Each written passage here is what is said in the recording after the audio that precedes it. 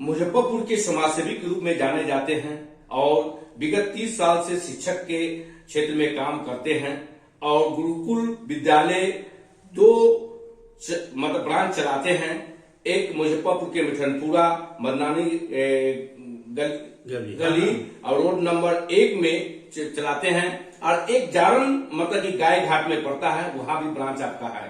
किस तरह अपने गुरुकुल विद्यालय में शिक्षा बच्चों को देते हैं वो बताएं। देखिए, इसके पहले मैं थोड़ा सा ब्रीफ कर दे। जब मैं विद्यालय खोला था तो बहुत सारे नाम गिनाए गए थे लोगों से, लेकिन मैंने गुरुकुल ही रखा इसलिए क्योंकि गुरुकुल जो है हमारे प्राचीन काल से केंद्र रहा है शिक्षा का, और गुरुकुल से निकले हुए बच्चे हमारे समाज को, हमारे देश को काफी आगे तक ले गए, आध्यात्मिक दृष्टिकोण से, शैक्षणिक दृष्टिकोण से। और मेरे भी मन में ऐसा था कि गुरुकुल एक ऐसा विद्यालय हो जहां से बच्चे पढ़ के निकले तो जिंदगी के जिस क्षेत्र में जाए वो स्टैंड करे, वहां प्रभाव डाल सके, वहां काम अच्छा कर सके, चाहे वो शारीरिक रूप से हो, मानसिक रूप से हो, शैक्षणिक रूप से हो या सेवा के भाव से हो। इसी उद्देश्य से मैं सोचा था कि समाज में जहां भी जाए, यूपीएससी एग्जाम होती है, बीपीएससी एग्जाम होती है, फर्स्ट टाइम उसकी शैक्षणिक गतिविधि इस तरह का हो कि फर्स्ट टाइम उसमें बैठे और उसका उसमें चयन हो जाए, चाहे जिंदगी के किसी भी क्षेत्र में, नौकरी के किसी भी क्षेत्र में फर्स्ट टाइम होना है। लेकिन मैं इसी उद्देश्य से ये विद्यालय खोला था ताकि बच्चे में संस्कार, सद्भाव, अनुशासन, व्यवहार, समाज के प्रति उत्तरदायित्व का बोध हो, कराया जाए। किस क्लास से किस क्लास तक मतलब यहाँ शिक्षा दिया जाता है वो बताएं। ये क्लास 1वीं से 10वीं तक है और ये बिहार विद्यालय समिति जो होती है या उससे ये प्रशिक्षित है और सीबीएसई बोर्ड से एफिलिएटेड स्कूल है 10th तक, नर्सरी से।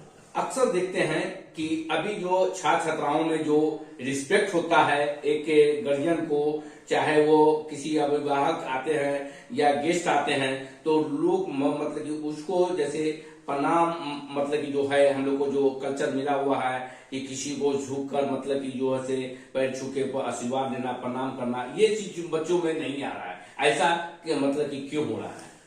नहीं, आप हमारे विद्यालय के समय में आप आएंगे तो आप देखेंगे कि जब आप अंदर आएंगे, बड़े हैं, बुजुर्ग हैं, तो स्वभावतः हमारे बच्चे आपको पैर छू के प्रणाम करेंगे। हम लोग भी स्कूल में जाते हैं, हमारे टीचर भी स्कूल में आते हैं, तो वहाँ प्रत्येक दिन असेंबली में इस तरह की शिक्षा दी जाती है कि आपका नाम या आपका व्यक्तित्व कैसे विकसित होगा। उसमें सबसे पहला चीज है अभिवादन।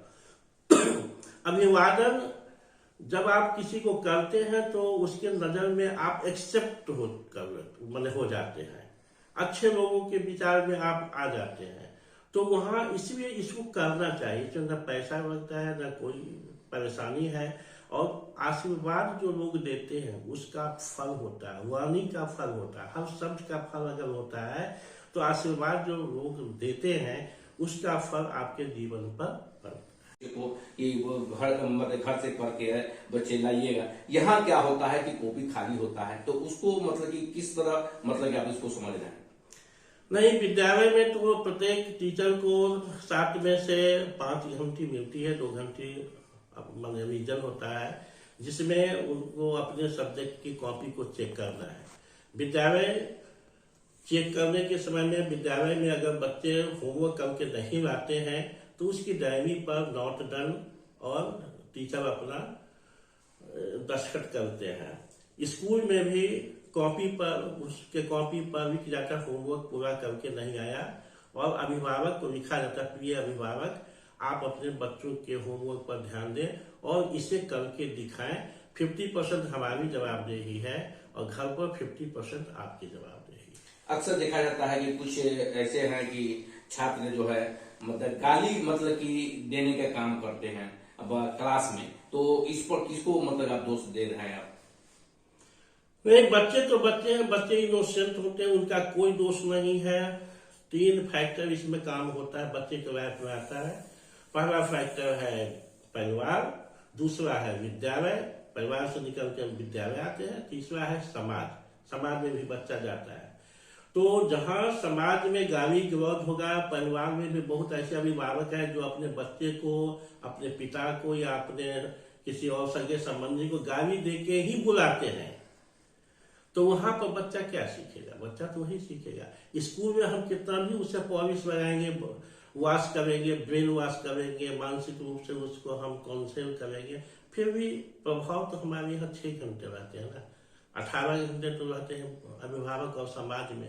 इसीलिए लेकिन फिर भी हम लोगों के विद्यालयों में जो बच्चे पढ़ते हैं, हम नहीं कहते हैं कि सभी बहुत अच्छे हैं, लेकिन दूसरे विद्यालय, बहुत विद्यालय से बहुत अच्छा संस्कार है। अभिभावक से क्या अपील करना चाहेंगे कि मतलब कि जो बच्चे लोग, छोटे छोटे बच्चे मोबाइल के लिए गेम खेलते हैं, इस तरह खेलते हैं, उनकी आंख की रोशनी भी जा रही है और मोबाइल पर लगे रहते हैं, जिससे पढ़ाई लिखाई मतलब कि डिस्टर्ब होता है, सारा चीज होता है, उन अभिभावक से मतलब क्या अपील करेंगे आप? देखिए, अभिभावक का कर्तव्य है कि बच्चों के सामने में खुद भी पहले मोबाइल नहीं देखें, और जब आप जो काम कर रहे हैं उस काम के लिए आप अपने बच्चे को नहीं मना कर सकते हैं। तो इसीलिए आप अपने कर्तव्य से, अपने काम से दिखाइए कि मोबाइल नहीं देखना चाहिए। और मोबाइल अगर देखते हैं बच्चे को, बहुत गार्जियन बच्चे को मोबाइल खरीद के भी दे देते हैं कुछ हेल्प के लिए, पढ़ाई के नाम पर, लेकिन बच्चे इनोसेंट होते हैं, उधर प्रभावित कम होते हैं। निगेटिव चीज बहुत है, मोबाइल दुनिया का चीज उसमें है, उसके प्रति ललायित रहते हैं, वही काम ज्यादा देखते हैं, और बच्चे का विचार और नजर और पढ़ाई सब डैमेज होता है, कैरियर, कैरेक्टर सब डैमेज होता है। अपनी ओर से क्या संदेश देंगे देशवासी को? मैं यही संदेश दूंगा कि अभी तो वर्तमान में सरस्वती जी विद्या की देवी है, उनकी आराधना करना है हम लोगों को। इस अवसर पर मैं ये दूंगा कि सबों के मानसिक स्तर पर ये बैठ जाए कि हमें अच्छा व्यवहार करना है, अपने को सुरक्षित रखना है, अपने वाणी को शुद्ध करना है, अपने आत्मा को शुद्ध करना है, और सभी सुखमय रहे, सभी अच्छे रहे, सभी के घर घर में एक पाठशाला का छोटा सा रूप हो, हाँ, धर्म का भी ज्ञान हो, शास्त्रों का भी ज्ञान हो। इसके साथ साथ समाज में व्यवहार जो है, समाज में मिलने जुलने का जो भी रास्ता है उसको बंद नहीं किया जाए। आजकल बंद हो गया। हम चाहेंगे कि ये जैसे बहुत पहले समय में सब एक दूसरे के यहाँ आते थे, जाते थे, प्रेम बना रहता था, बात विचार होती रहती थी, आजकल इसकी कमी हो गई है। कोई किसी के यहाँ आना जाना नहीं चाहते, क्योंकि आर्थिक दृष्टिकोण से लोग मजबूत हो गए हैं, तो दूसरे पर निर्भर नहीं है, तो सोचते क्यों जाना है। लेकिन ये नहीं सोचते हैं कि ये हमारी मानसिक गुलामी है। हमारा मन, दिमाग, शरीर या सामाजिक वातावरण तभी अच्छा होगा जब हम एक दूसरे से बात रखेंगे, यानी शिष्टाचार निभाएंगे, यानी संवाद करेंगे। बिना संवाद का कुछ नहीं होता। तो मैं यही संदेश देना चाहता हूँ कि लोग एक दूसरे से मिले, प्रेम करें, दूसरे का आदर करें, स्नेह रखें। मैं यही संदेश देना चाहूंगा। 2024 या 2025 का मतलब कि जो है से आपका सत्र जो चालू हो गया नामांकन के लेके, तो उन अभिभावक से और छात्र छात्राओं से क्या अपील करना चाहेंगे नामांकन के लेके, स्कूल के लिए? देखिए, सत्र तो हर साल स्टार्ट होता है, इस बार होता है। सीबीएसई का भी नॉर्म्स बदलता रहता है। अब तो सीबीएसई या बिहार सरकार अभी पोर्टल विकसित किए हैं, जिसके माध्यम से ही एडमिशन हो रहा है। आरटीई के तहत जो भी होता है हम लोग पेपर में निकालते हैं, उसके तहत जो एप्लीकेशन आते हैं लॉटरी बेसिस पर उसका एडमिशन करते हैं।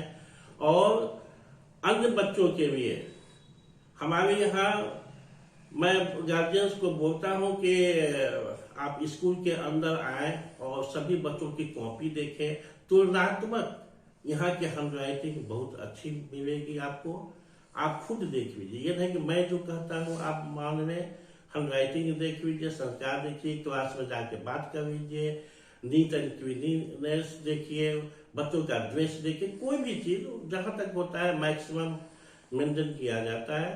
तो रियायत बहुत स्कूल वाले बहुत रियायत देते हैं। आने के बाद तो ऐसा नहीं है कि हम लोग फिक्स हो जाते हैं और उनको वापस कर देते हैं। पंचायत, हाँ, पंचायत नहीं।